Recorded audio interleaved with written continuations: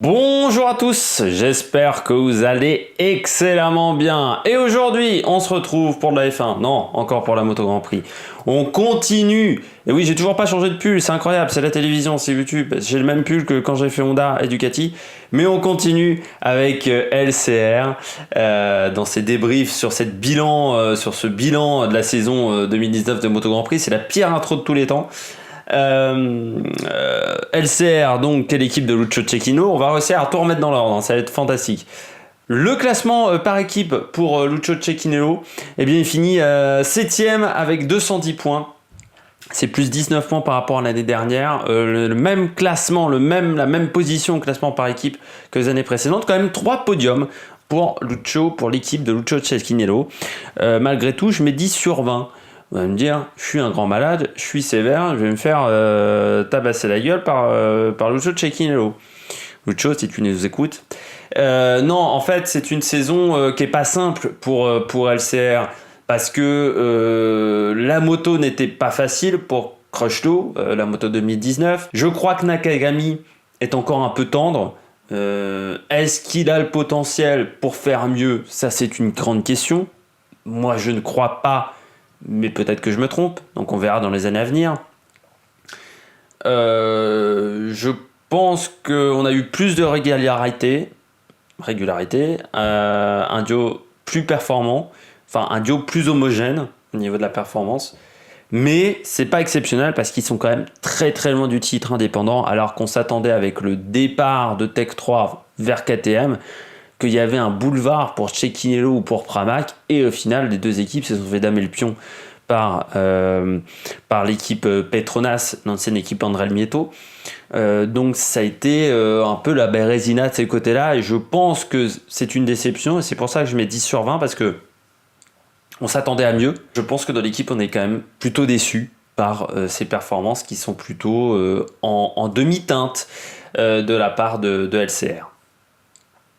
Comme vous avez l'habitude, on va faire le point qualif, les duels de pilotes en qualif et en course. Alors, en duel de pilotes, 13-3 pour Crutchlow face à Nakagami, 3-0 entre Crutchlow et Zarco. Je rappelle que pour Johan Zarco, ne vous inquiétez pas, on va pas encore en parler vraiment dans cette vidéo. Il y aura une vidéo spéciale, Johan Zarco, qui arrivera tout à la fin du bloc bilan MotoGP 2019. Si vous êtes en train de regarder la playlist entièrement, vous êtes au mois de mars, avant le début de cette saison 2020 de Moto Grand Prix, que vous êtes tombé par hasard sur la chaîne, la vidéo Johan Zarco va être tout à la fin de la playlist.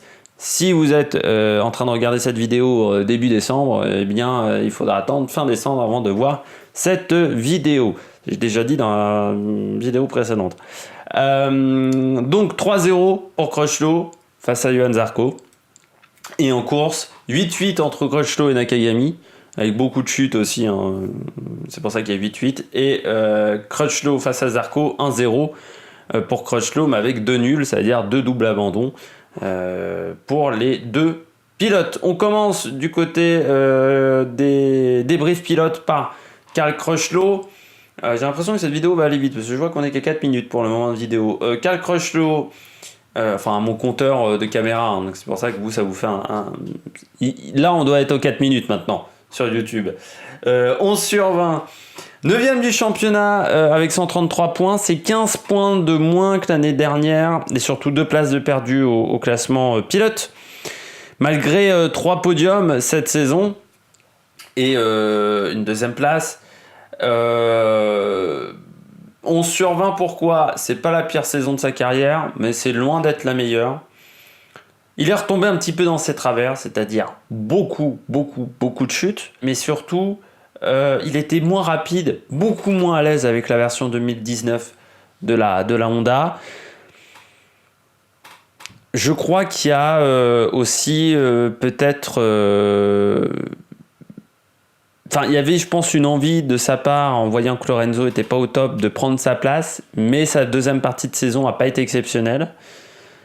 Et je pense que les chutes ont fait qu'il n'ait pas été pris. Le fait qu'il n'était pas espagnol également, ça a joué, mais les chutes n'ont pas n'ont pas permis à Honda de montrer, tiens, regardez, il y a un deuxième pilote qui semble très très bon chez Lucio Cecchinello.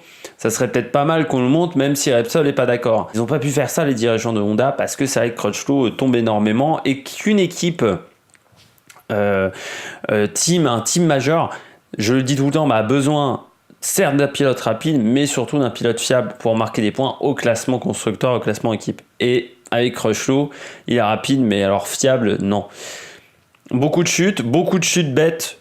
Par exemple, celle à Rérez, même celle en Malaisie, Valence, c'est des chutes où on peut les éviter, je trouve. Il a de la chance quand même, Crutchlow, c'est qu'il ne s'est pas fait mal cette année. Donc il a pu faire tous les grands prix. Au final, ça fait que 9e du championnat avec 133 points. Je trouve pas qu'il ait été exceptionnel et on s'aperçoit en course. Certes, il est rapide en qualif, il est largement devant Nakagami. Par contre, en course, c'est match nul entre les deux. Et ça, c'est les chutes qui lui coûtent très très cher parce que Nakagami, c'est quand même pas l'adversaire aujourd'hui le plus performant en moto Grand Prix. Donc c'est dommage de ne pas réussir à le battre dans les duels entre pilotes. On passe donc au deuxième pilote parce que, comme je l'ai dit, Johann Zarco, ça sera dernière vidéo. Takaaki Nakagami, le japonais. 13e du championnat du monde avec 74 points, c'est plus 41 points. C'est l'une des plus grosses progressions avec Morbidelli, surtout plus 7 places. Et 13 sur 20. Moi, je trouve qu'il a fait une bonne année. C'est pas une année exceptionnelle, mais c'est une bonne saison. 9 top 10, 11 top 15, donc c'est mieux, je crois. Non, c'est un peu moins bien, que Crutchlow qui a fait 12 top 10 et 13 top 15.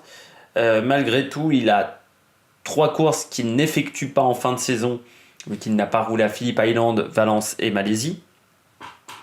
Plus 2 abandons, donc ça fait 5 grands prix qu'il ne finit pas. Moi, j'ai envie de dire, c'est pas encore une saison où, pour moi, c'est un futur crack, mais c'est une saison où au moins on s'aperçoit qu'on a un pilote qui a l'air d'être fiable. C'est mieux que sa saison de débutant, mais qui était vraiment pas bonne. Il en manque encore. Dominant qualif, on le voit, 13-3. Surtout en qualif, moi il y a un truc qui me chagrine avec Nakagami, c'est que c'est un pilote qui souvent débute bien les week-ends et puis le samedi matin il a du mal à faire ses chronos. Ce qui fait qu'il a du mal à rentrer directement en Q2, parce que je rappelle que les 10 meilleurs pilotes des essais libres 3, enfin des temps cumulés EL1, EL2, EL3 rentrent en Q2 directement, sauf que souvent ça tout se joue en troisième session d'essais libres pour entrer directement en Q2. Souvent, il n'a pas réussi à se qualifier en Q2. Et alors, le samedi, en Q1, souvent, il avait du mal à se mettre en rythme. Et il a été que très rarement très performant et excellent dans cet exercice. Après, en course, il est fiable. Mais il n'est pas très rapide non plus. Il était rarement dans le peloton de tête, Nakagami. Il était souvent dans un deuxième peloton, dans un deuxième groupe. Alors après, il finit plutôt bien ses courses, j'ai trouvé, parce qu'il a plutôt un bon rythme en fin de Grand Prix, où parfois il revient sur le groupe de devant, ou sur des pilotes. Il a souvent des courses en négatif split, on pourrait dire, un peu un discours de marathon, mais c'est-à-dire qu'il commence moins bien qu'il ne termine. Malgré tout, pour moi, c'est pas encore suffisant pour atteindre l'équipe officielle Honda. Et on a vu, je pense que pour Honda, c'était pas suffisant non plus. Et c'est pas suffisant pour prétendre aussi aller dans une autre équipe, aller chez Yamaha ou aller chez KTM ou chez Aprilia. Aujourd'hui, il n'a pas encore le potentiel pour être ultra performant dans ces équipes-là. On attend mieux. Après, encore une fois, ses résultats en Moto2 n'étaient pas non plus exceptionnels. Donc, est-ce qu'il est capable de franchir ce gap, de passer ce cap? Je ne suis pas sûr. Loin de là. Les enjeux 2020.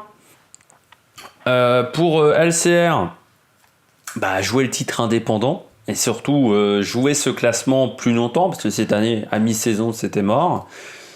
Progresser.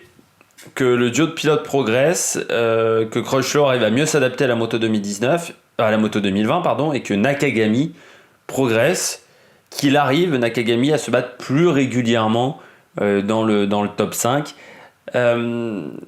Aujourd'hui, c'est pas suffisant, et puis mieux comprendre la moto pour faire moins de chutes et donc moins d'abandon, moins de résultats blancs et donc pouvoir jouer plus longtemps le classement indépendant qui est très important pour le Cho Cecchinello. Mais faire mieux, tout simplement. Le jeu 2020, ça sera de faire mieux parce que cette année, c'était coup-ci, coup-ça pour l'équipe LCR. Eh bien, j'espère que vous avez aimé cette vidéo. N'hésitez pas à vous abonner. Et oui, c'est important les abonnements pour être mieux vu sur YouTube, tout simplement, comme les pouces bleus. Permet d'être mieux vu également, d'être mieux repéré par YouTube. N'hésitez pas à réagir dans les commentaires si vous n'êtes pas d'accord avec moi. Si vous êtes d'accord avec moi, si vous voulez que j'approfondisse certaines choses, voilà, n'hésitez pas. C'est fait pour ça, hein, l'onglet commentaires. Alors, je réponds à tous les commentaires, sauf aux commentaires où on me dit je fais de la merde et ce genre de choses. Ça, je réponds pas. Mais par contre, ou encore, ça dépend si c'est argumenté, pourquoi pas. Et puis on se retrouve tout simplement pour de nouvelles aventures, F1, Moto Grand Prix et puis d'autres sports sur la chaîne. Allez, ciao ciao sur l'Amérique Production.